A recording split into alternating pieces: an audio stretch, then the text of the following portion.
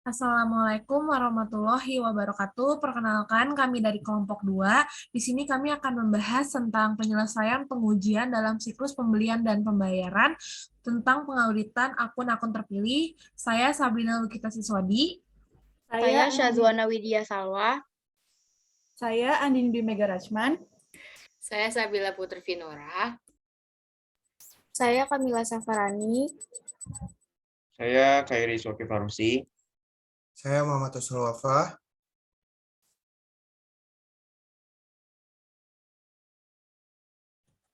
Next.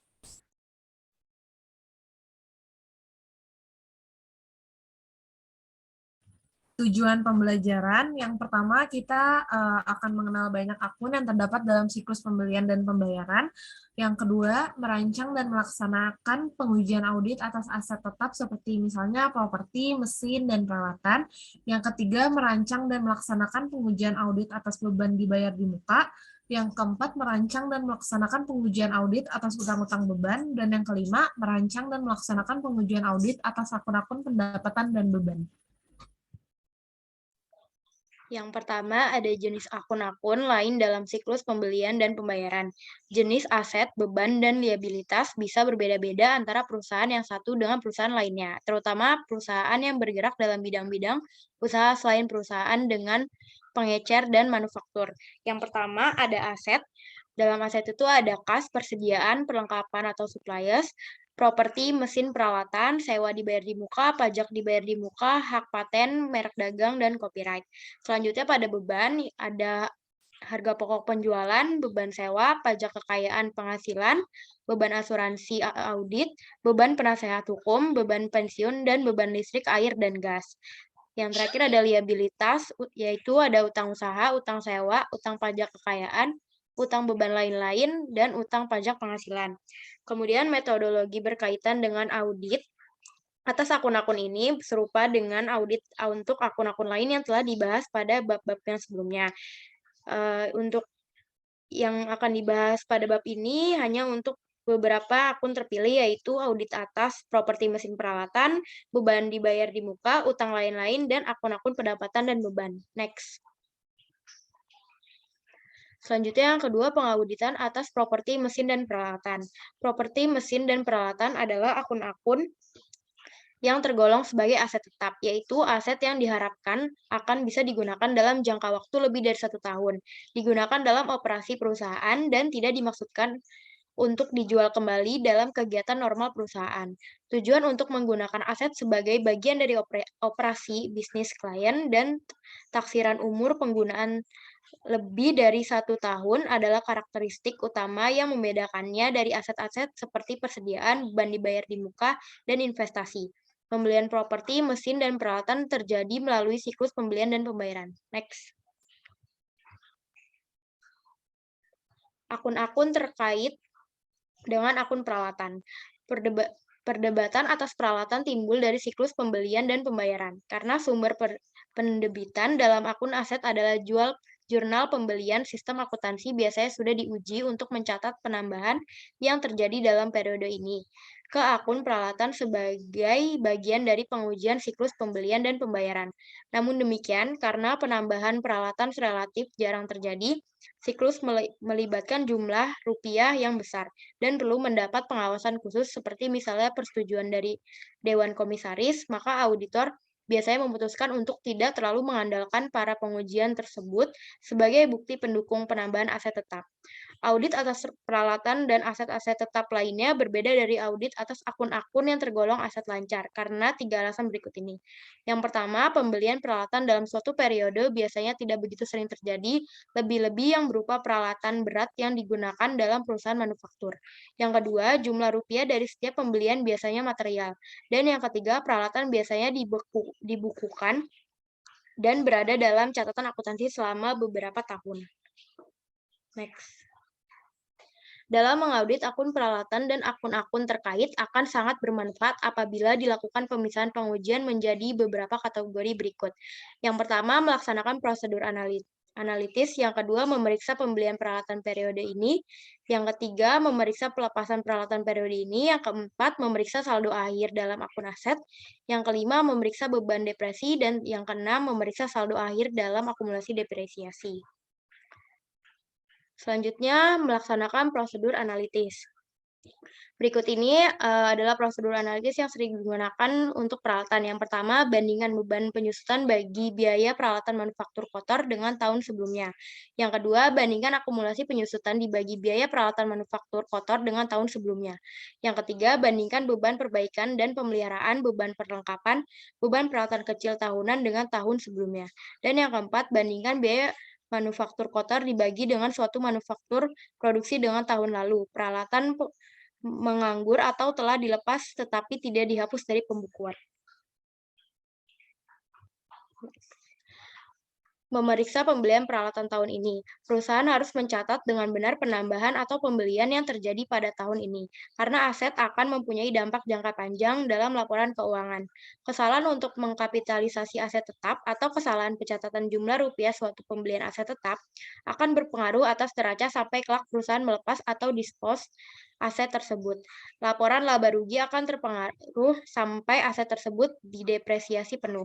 Mengingat betapa pentingnya pembelian yang terjadi tahun ini dalam pengauditan peralatan, auditor menggunakan 7 dari 8 tujuan audit saldo sebagai kerangka acuan untuk pengujian rinci saldo, yaitu keberadaan, kelengkapan, ketelitian, penggolongan, pisah batas, kecocokan saldo, dan hak dan kewajiban.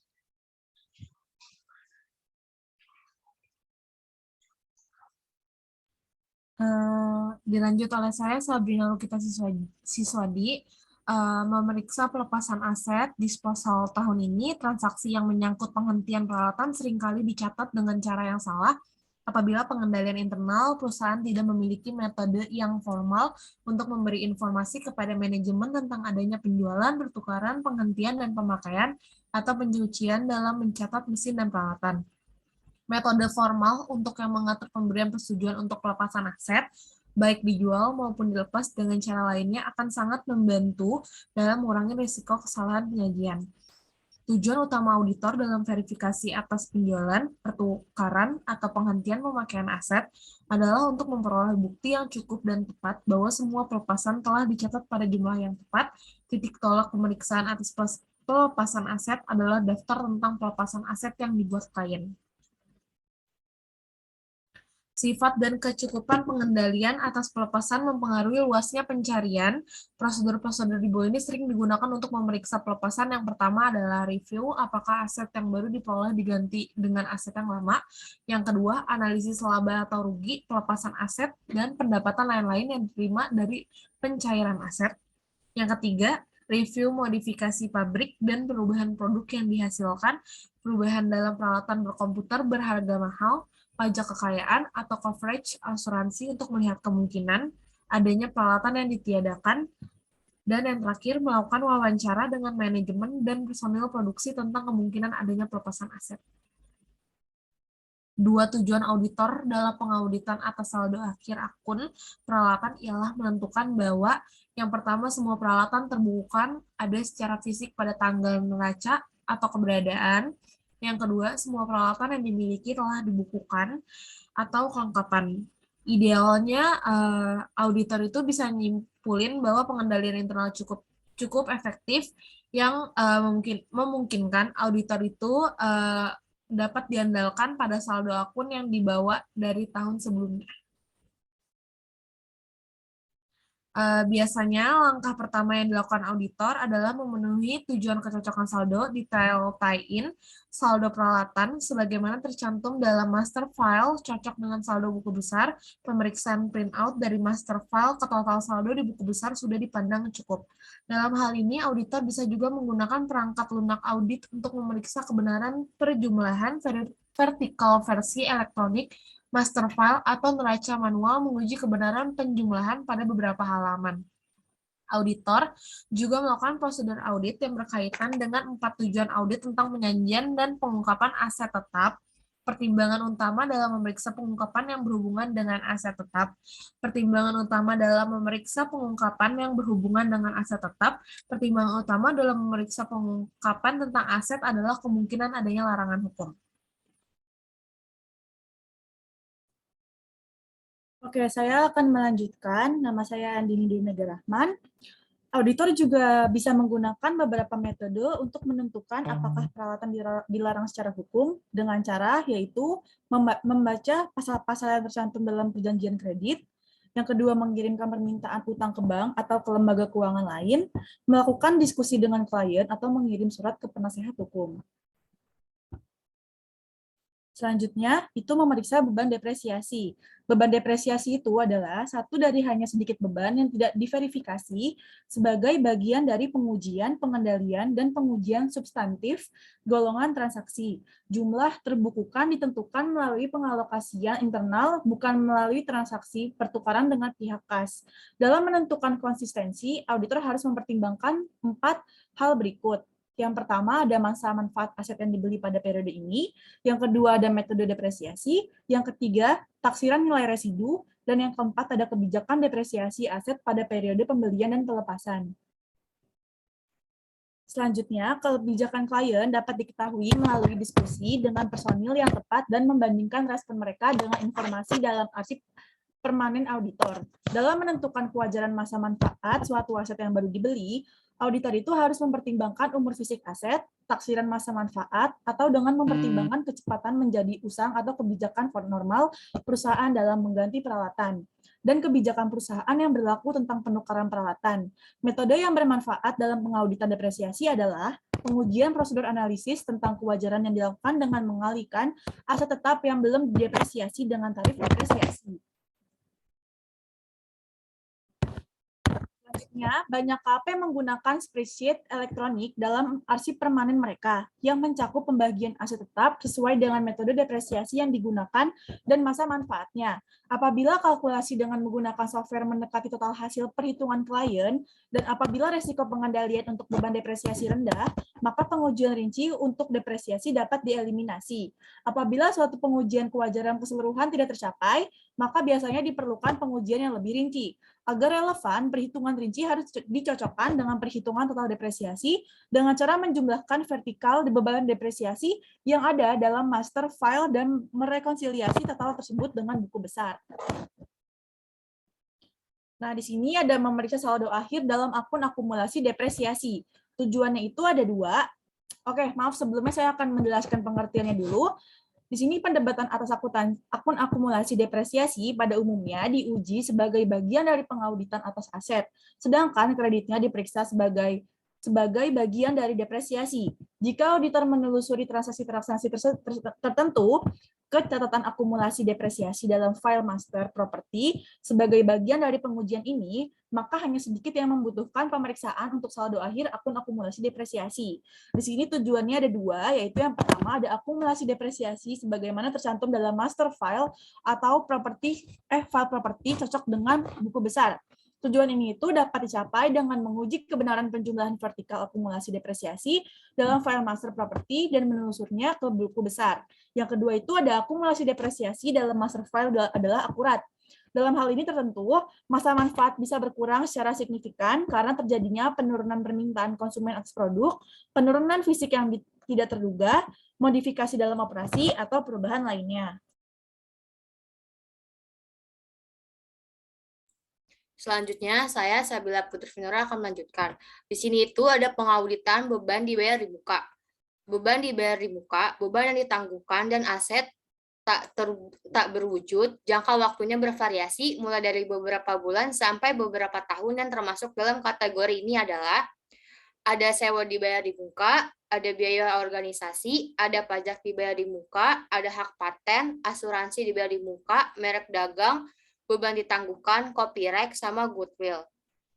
Nah, dalam kasus tertentu, akun-akun di atas bisa sangat material. Namun, dalam kebanyakan audit, perusahaan tidak memiliki akun sebanyak dicontohkan di atas jumlahnya tidak material. Tipikal pengendalian internal dan pengujian audit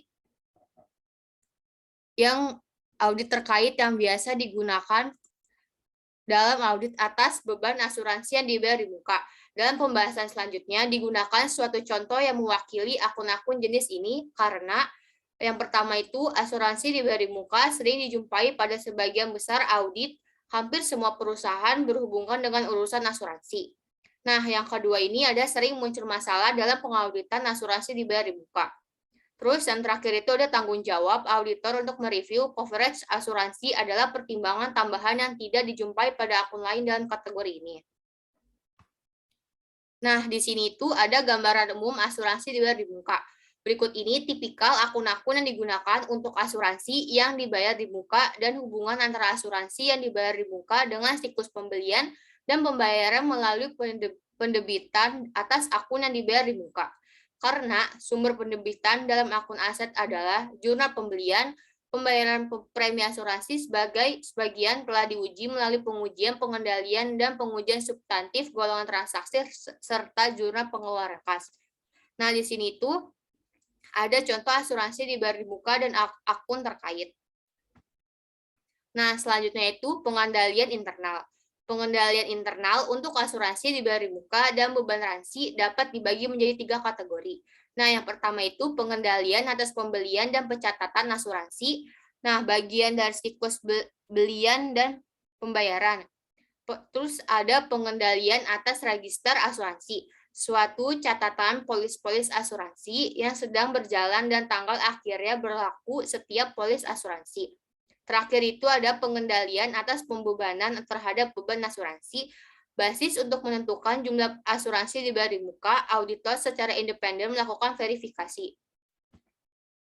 Nah, di sini ada pengujian audit. Dalam mengaudit asuransi dibayar di muka, auditor mendapatkan daftar asuransi dari klien yang mendaftar setiap asuransi yang sedang berlaku yang berisi informasi tentang ada informasi polis, termasuk nomor polis, jumlah pertanggungan atau coverage, dan premi per tahun. Lalu ada saldo awal asuransi dibayar di muka. Selanjutnya ada jumlah yang dibebankan ke beban asuransi, ada pembayaran premi polis, dan ada saldo asuransi dibayar di muka. Selanjutnya, saya Kamila Safarani akan melanjutkan. Selama melakukan audit atas asuransi dibayar di muka dan beban asuransi, auditor harus mencamkan dalam pikirannya bahwa jumlah dalam beban asuransi adalah residual. Saldo awal dan saldo akhir dalam asuransi dibayar di muka seringkali tidak material dan seringkali hanya terjadi sedikit pendebatan dan pengkreditan atas saldo sepanjang tahun. Kebanyakan diantaranya berjumlah kecil dan mudah difahami. Auditor biasanya hanya membutuhkan sedikit waktu untuk memeriksa saldo atau transaksi. Saat auditor memutuskan untuk tidak memeriksa saldo secara rinci, maka prosedur analitis akan menjadi penting sekali untuk mengidentifikasi kesalahan penyajian potensial. Next. Auditor biasanya melakukan prosedur analitis berikut untuk asuransi yang dibayar di muka dan beban asuransi. Yang pertama itu membandingkan total asuransi yang dibayar di muka dan beban asuransi dengan tahun lalu. Lalu yang kedua, menghitung rasio asuransi yang dibayar di muka dengan beban asuransi dan membandingkan dengan tahun lalu. Yang ketiga, membandingkan jumlah pertanggungan polis asuransi individual yang tercantum dalam daftar asuransi yang diperoleh dari klien dengan daftar tahun lalu untuk menguji ada tidaknya polis yang sudah tidak berlaku lagi dan perubahan dalam jumlah pertanggungan asuransi. Lalu yang keempat, membandingkan saldo asuransi yang dibayar di muka terhitung untuk tahun ini atas dasar polis demi polis dengan hal yang sama pada tahun lalu untuk menguji ada tidaknya kesalahan dalam perhitungan. Lalu yang terakhir, review jumlah pertanggungan yang tercantum dalam daftar asuransi yang dibayar di muka dengan personil klien yang tepat atau pialang asuransi untuk mendiskusikan kecukupan pertanggungan. Next. Keberadaan dan kelengkapan polis asuransi dalam daftar asuransi dibayar di muka benar-benar dan semua polis yang berlaku tercantum dalam daftar. Pengujian keberadaan dan penghilangan polis asuransi yang sedang berlaku dapat dilakukan pada daftar polis asuransi dibayar di muka melalui salah satu dari dua cara berikut. Yang pertama itu memeriksa suatu sampel faktor asuransi dan polis yang sedang berlaku untuk dibandingkan dengan daftar.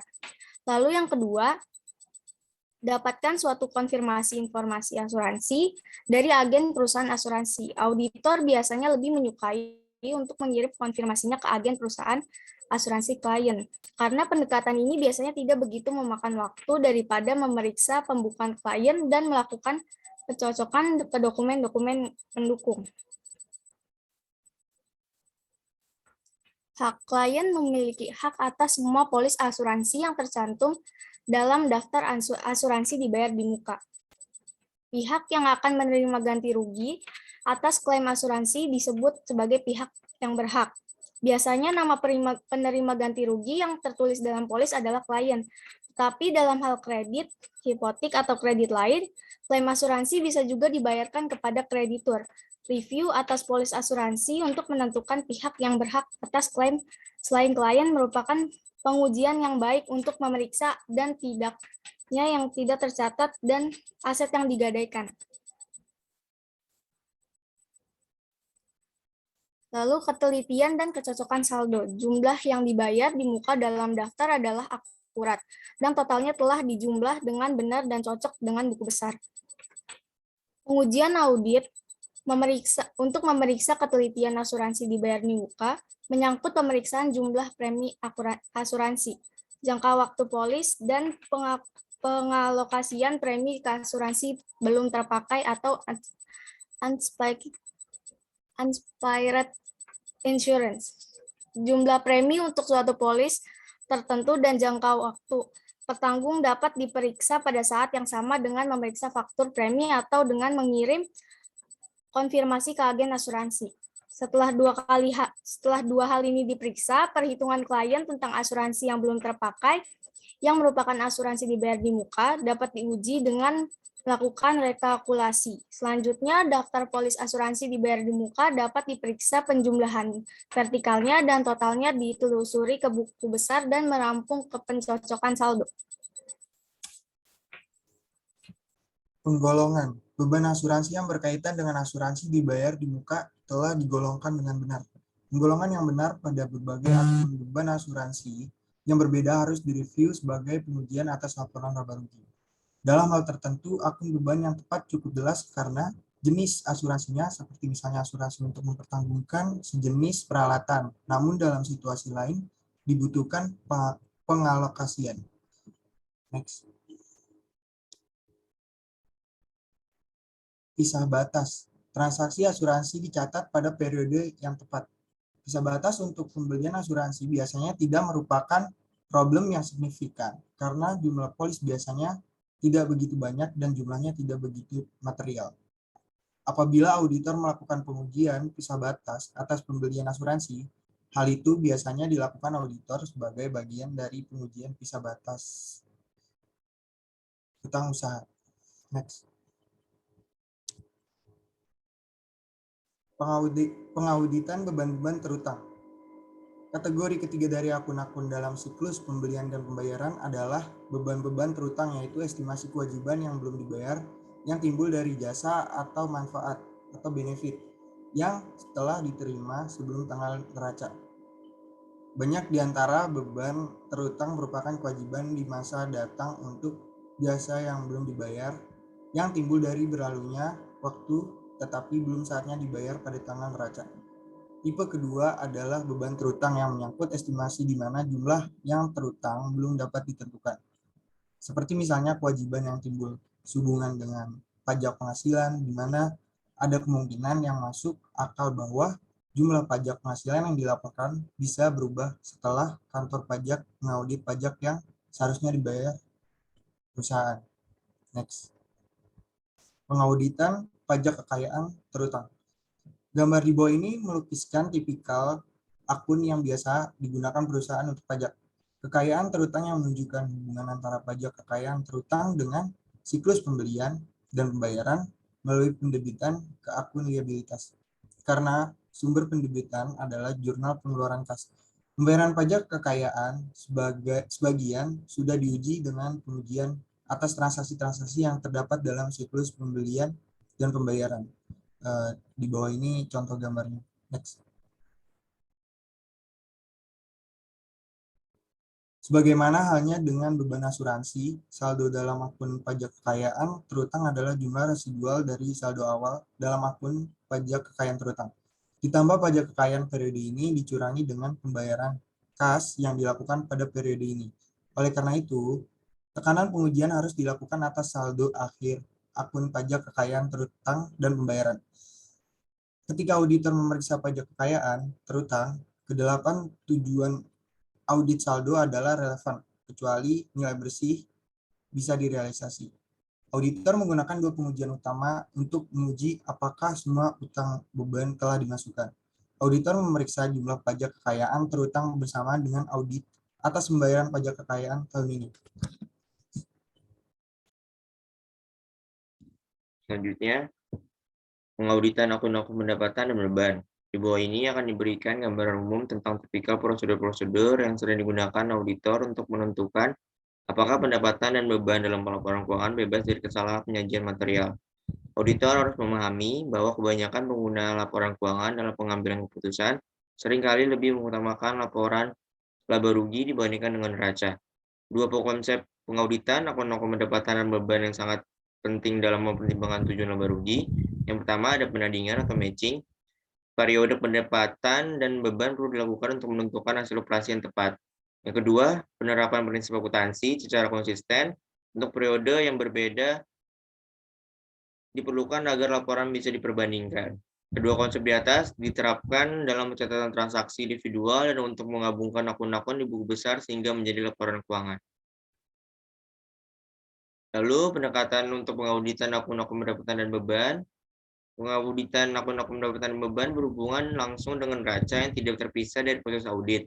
Kesalahan penyajian pada laba rugi dapat berdampak pada akun neraca, dan sebaliknya. Berikut adalah saling terkaitannya berbagai bagian audit dengan pengujian akun-akun pendapatan dan beban.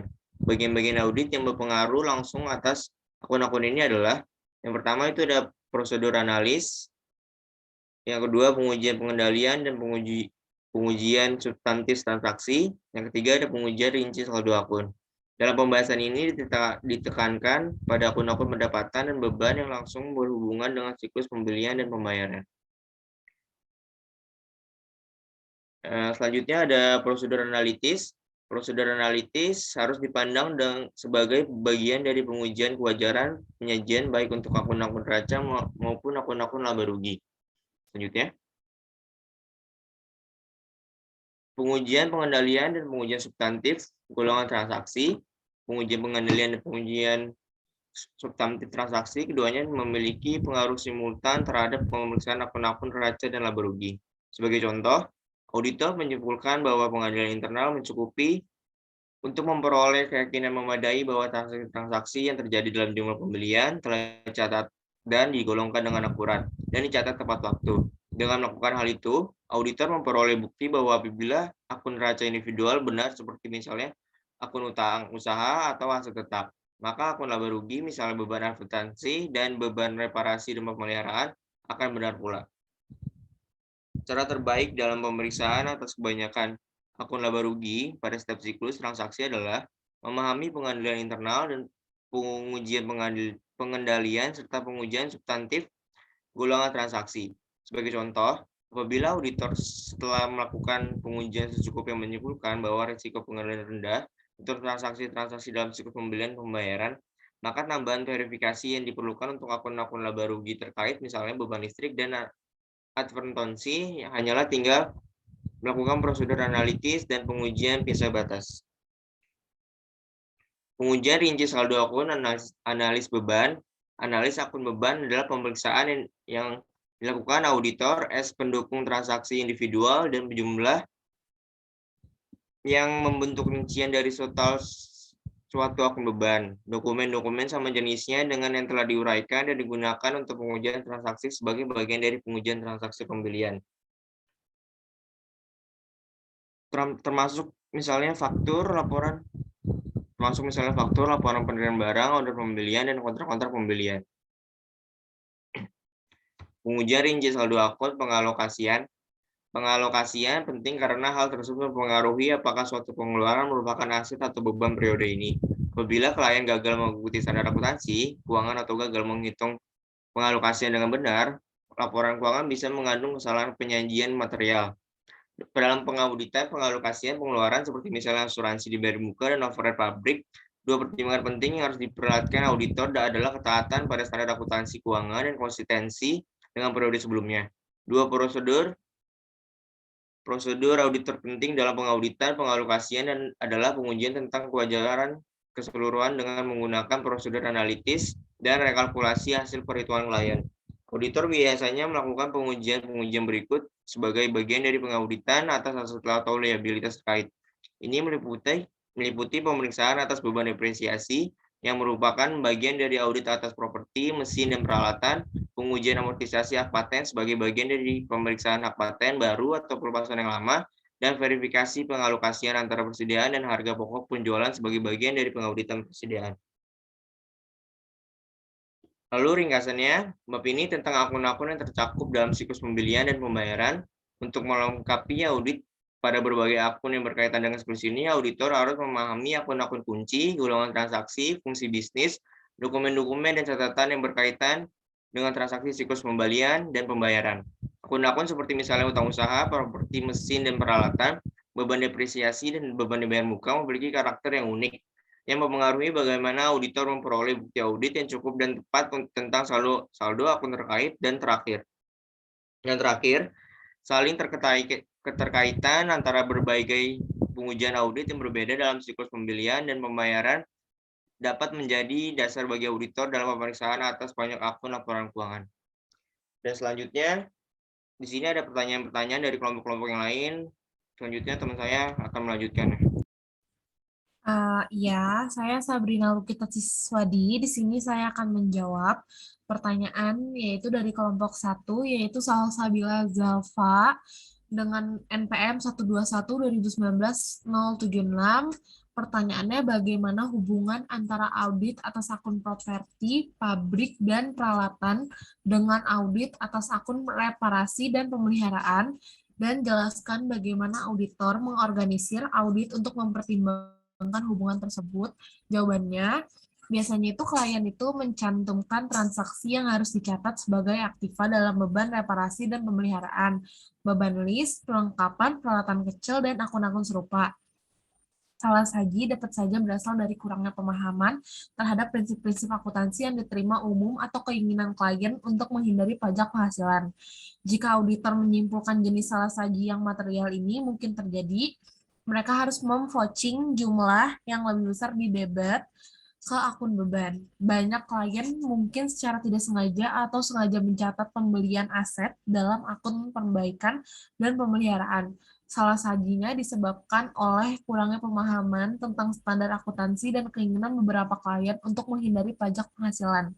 Akun perbaikan dan pemeliharaan diverifikasi terutama untuk mengungkap pembelian properti yang tidak tercatat. Namun, dalam kasus lain, manajemen secara curang mengkapitalisasi biaya perbaikan dan pemeliharaan untuk meningkatkan profitabilitas dan aset. Auditor biasanya menjamin jumlah yang lebih besar di debit ke akun pengeluaran pada saat yang sama ketika akun properti sedang diaudit. Pertanyaan nomor 2. Pertanyaan selanjutnya, saya Syazwana Widya Salwa akan menjawab pertanyaan dari Hardianti Jama, yaitu jelaskan hubungan antara pengujian siklus akuisisi dan pembayaran serta pengujian hutang usaha. Jawabannya yaitu tujuan keseluruhan di dalam audit siklus perolehan atau akuisisi dan pembayaran yaitu untuk mengevaluasi apakah akun yang dipengaruhi oleh perolehan barang dan jasa dan apakah pengeluaran kas untuk memperoleh tersebut secara wajar disajikan sesuai dengan prinsip akuntansi yang diterima umum. 3 kelompok transaksi yang termasuk ke dalam siklus itu yaitu yang pertama, perolehan barang dan jasa, kedua pengeluaran kas, dan yang ketiga retur dan cadangan pembelian serta potongan pembelian. Karena semua transaksi siklus perolehan dan pembayaran biasanya mengalir melalui hutang dagang atau usaha. Maka akun ini sangat menentukan keberhasilan audit manapun atas siklus perolehan dan pembayaran. hutang dagang adalah kewajiban yang belum dibayarkan atas barang dan jasa yang diterima dalam kegiatan usaha normal perusahaan. Terkadang sulit untuk membedakan antara hutang usaha dan kewajiban yang masih harus dibayar, tetapi ada manfaatnya untuk mendefinisikan kewajiban sebagai hutang usaha kalau keseluruhan kewajiban itu sudah diketahui dan terhutang pada tanggal neraca. Jadi, akun hutang usaha mencakup kewajiban karena memperoleh bahan baku, peralatan, prasaran, perbaikan, dan banyak lagi jenis barang dan jasa yang telah diterima sebelum akhir tahun. Selanjutnya, pertanyaan yang ketiga dari kelompok 4, Putri Pertiwi. Pertanyaannya itu pada tujuan audit beban dibayar di muka terdapat asersi manajemen bisa batas. Apakah pengujian bisa batas ini penting dan jelaskan contoh dari pengujian bisa batas ini? Jawabannya, hubungan antara bisa batas dengan pengamatan fisik persediaan dalam penentukan apakah bisa batas hutang usaha sudah benar adalah penting bahwa pengujian bisa batas ini dikoordinasikan dengan pengamatan fisik persediaan. Contohnya, andaikan bahwa suatu perolehan persediaan seharga 80 juta telah diterima pada tanggal 31 Desember siang hari setelah perhitungan fisik persediaan selesai dilakukan. Kalau perolehan tersebut dimasukkan ke dalam hutang usaha dan pembelian, tapi tidak dimasukkan ke dalam persediaan, akibatnya adalah kurang saji laba bersih sebesar 80 juta. Sebaliknya, kalau perolehan tersebut dikeluarkan dari persediaan dan hutang usaha, maka akan ada keliruan dalam neraca, tetapi perhitungan laba rugi akan tetap benar. Satu-satunya jalan yang akan ditempuh oleh auditor untuk mengetahui jenis kekeliruan yang telah terjadi adalah dengan mengkoordinasikan pengujian bisa batas dengan pengamatan persediaan. Selanjutnya ada pertanyaan dari kelompok 5 dari Happy Fitriani. Pertanyaannya, sebutkan dan jelaskan alasan auditor melakukan verifikasi atas peralatan manufaktur berbeda dengan akun aset lancar. Jawabannya yaitu audit atas peralatan dan aset-aset tetap lainnya berbeda dari audit atas akun-akun yang tergolong aset lancar karena 3 alasan berikut. Nah, yang pertama itu pembelian peralatan dalam suatu periode biasanya tidak begitu sering terjadi. Lebih-lebih yang berupa peralatan berat yang digunakan dalam perusahaan manufaktur. Yang kedua, ada jumlah rupiah dari setiap pembelian biasanya material. Dan yang ketiga, ada peralatan biasanya dibukukan dalam catatan akuntansi selama beberapa tahun.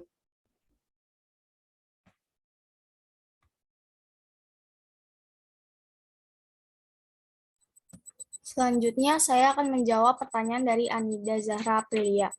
Pertanyaannya itu, jelaskan mengapa audit asuransi dibayar di muka biasanya akan menghabiskan jumlah waktu audit yang relatif singkat jika penilaian resiko pengendalian klien untuk akuisisi adalah rendah.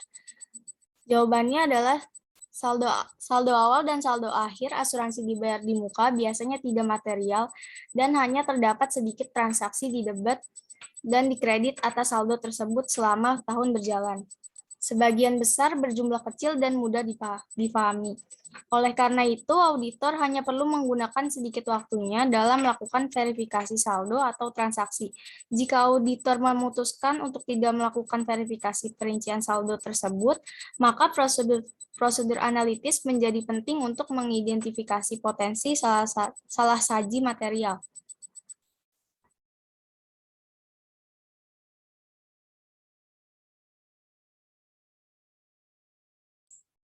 Selanjutnya saya akan menjawab pertanyaan dari Dika Nur Aryani.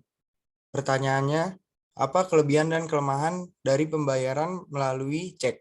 Dan alternatif apa yang dapat dilakukan apabila terjadi cek kosong? Jawabannya, kelebihannya itu yang pertama memudahkan pembayaran karena tidak perlu menghitung uang. Yang kedua, alat pembayaran yang dapat diterima untuk jumlah yang tidak terbatas. Yang ketiga, lebih aman karena resiko uang hilang lebih kecil. Yang keempat, jika hilang, dapat dilakukan pemblokiran dan pelacakan. Yang kelima, dapat berpindah tangan tanpa mengeluarkan biaya yang besar. Yang kelemahannya itu, yang pertama, pemegang cek hanya bisa melakukan pencairan pada jam buka bank yang dituju. Yang kedua, tidak efektif digunakan untuk membayar dalam jumlah kecil. Yang ketiga, tidak setiap orang dapat menerimanya. Yang keempat, ada batas waktu untuk pencairan uangnya. Jangan sampai terlewat batas waktunya. Yang kelima, kemungkinan bisa terjadi penipuan atau cek kosong. Alternatif lain yaitu, jika mendapat cek kosong, maka kembalikan lagi cek tersebut ke perusahaan yang memeriksakan cek tersebut. Lalu, bisa kita meminta dalam bentuk uang. Jika hal tersebut tidak bisa dilakukan, maka segera melapor ke polisian, karena hal ini termasuk kejahatan, penipuan, tindak pidana.